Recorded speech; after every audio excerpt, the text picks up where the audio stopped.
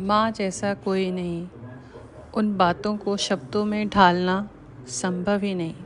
जितना दिल में है काश शब्द मिल जाते तो ज़ुबां पे भी आ जाते।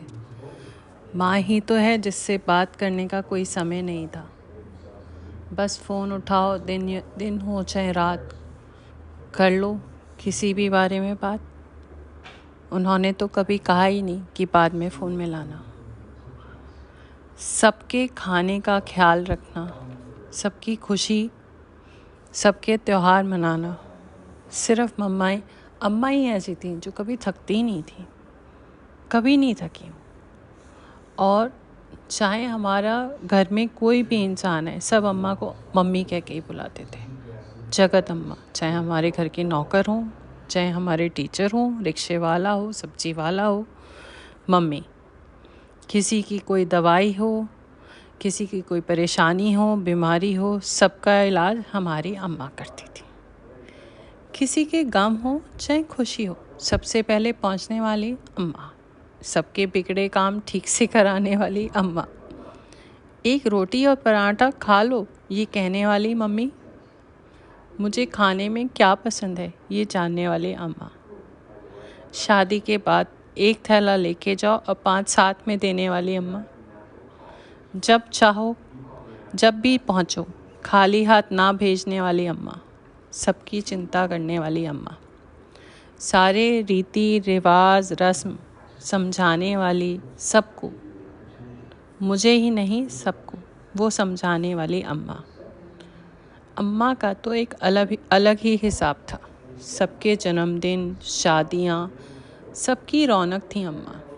शगुन के गाने हों चाहे नाचने का शौक़ हो, सब में अम्मा ही जमाती थी सारे शगुन की रौनक। खोरिया क्या होता है अब तो किसी ने जाना ही नहीं। हमारे यहाँ शादी में एक खोरिया होता है, लड़के की शादी में, तो वो उसकी रौनक थी अम्मा खोरिया की। हर वक्त ये सोचना कि कभी किसी के फंक्शन में कोई खराबी ना हो जाए, उसको कैसे ठीक करा जाएगा, ये इतनी बड़ी सोच रखने वाली अम्मा। कोई हमारे घर से आधी रात को भी भूखा नहीं जा सकता था। तो अम्मा हमारी अन्नपूर्णा भंडार थी। अपनी तबीयत खराब होने पर भी यह पूछना कि तुम खाना खा के गए कि नहीं गए, वो भी अम्मा। और तो और किसी ने अगर ये कह दिया कि नीलम भाभी, नीलम दीदी ये करेले बहुत अच्छे बनाए, तो वो और बनाना और पैक करके देने वाली अम्मा। सारे अचार कोई अगर कह जाए कि ये आपने बहुत अच्छा बनाया, तो बस इतना ही बहुत था उनके लिए। तो उन्होंने कहा हाँ, तो हम तो पैक भी करके देंगे। तो वो करने वाली अम्मा। कभी भी कितनी भी बीमार होने पे कोई शिकायत ही नहीं करना, तो वो वाली अम्मा। कौन सी वाली अम्मा, बट अब तो है ही नहीं अम्मा। मेरे आसपास भी अगर कोई फ़ोन पे भी बात करता होता अम्मा के जाने के बाद अपनी माँ से, कहीं बाहर अगर मैं गई हूँ किसी काम से, तो वो सुनना कि वो अपनी माँ से बात कर रहा है तो मेरी आंखें भर आती थी। तो माँ तो माँ है, उसकी कमी कोई नहीं पूरी कर सकता। बट ठीक है, मेरे साथ हमेशा रहने वाली मेरी माँ।